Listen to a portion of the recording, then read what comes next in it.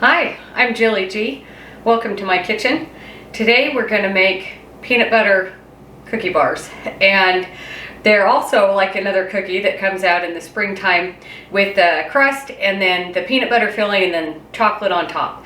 So I'm going to do it in a bar form. I know traditionally they are a circle, but they're going to be square. So first up is the crust, and in this bowl I'm going to put in about 6 tablespoons of pretty soft butter, a little softer than room temperature. And I'm just going to start mashing it around a little bit. This is another copycat recipe. When cookies come out in the springtime, you forget, when you're gluten-free, you forget the things that you can't have. And then all of a sudden something comes out and you think, oh, I missed that.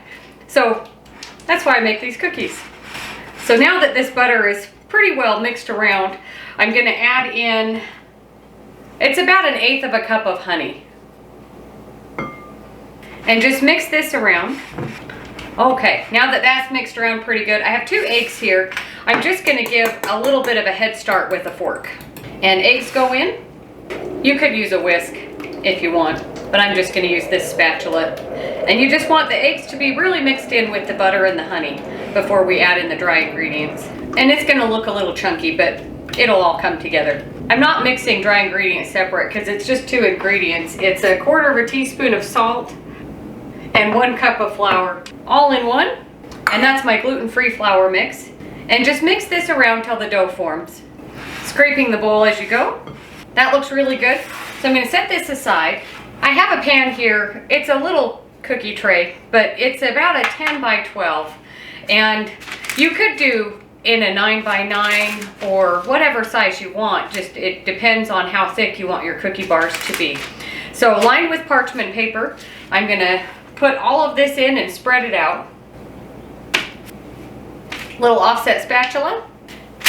And hold your parchment paper in place while we spread this out. Okay, that's looking really good. I've built up the edges around the border there to give it a little bit of an edge for the filling. And so that's ready in the oven, preheated to 350. I'm going to check it at about 15 minutes and we'll see what we've got. While the crust is in the oven baking, we're going to make the peanut butter filling. So in this bowl, I'm going to put 1 cup of peanut butter, and I've warmed it up a little bit in the microwave just to make it a little easier to mix around.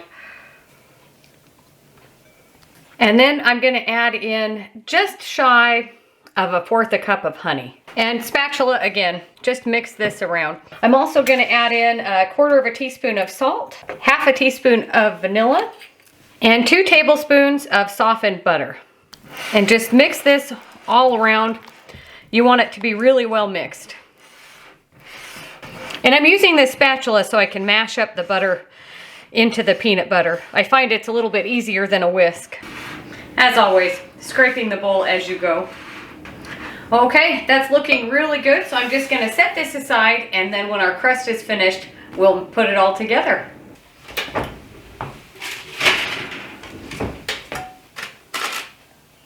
So I'm just feeling it around to make sure it's cooked. And it's looking really good. It's golden brown around the edges. So I'm going to set that here to cool. And once it's cooled off most of the way, we'll add on the peanut butter filling. So my crust has been cooling for about 20 minutes. It's cool enough to handle, but still just barely warm, which is fine because it will help this peanut butter mixture spread a little bit easier. So we're just going to pour this on and start spreading it out.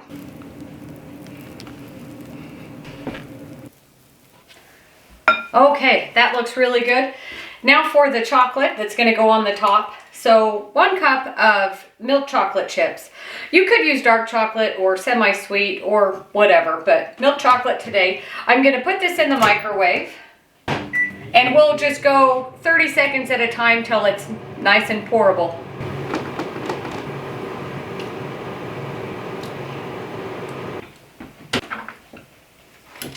Just stir it around a little bit. Keep going. So there's still a few little chunks of chocolate in here, but I'm just going to stir it around and the residual heat will help melt those the rest of the way. Okay, this is looking really good. I'm going to start pouring it on. And just start spreading this out. And I don't mind if there's peanut butter peeking through at the edges. Okay, that looks really good.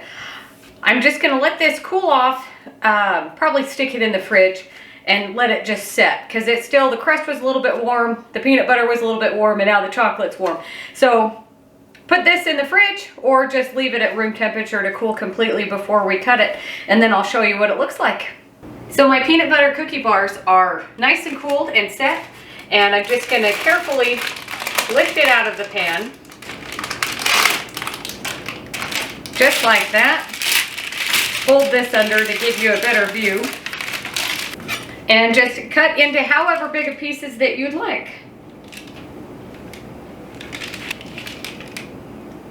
They look pretty good. You can see how I built up the edges a little bit so it kind of holds the peanut butter in there and then the chocolate layer on top. Let's give this a try.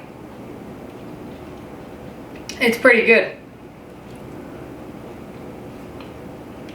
Thanks for watching. Don't forget to like and subscribe. If you have any questions or comments, let me know, and we'll see you on the next one.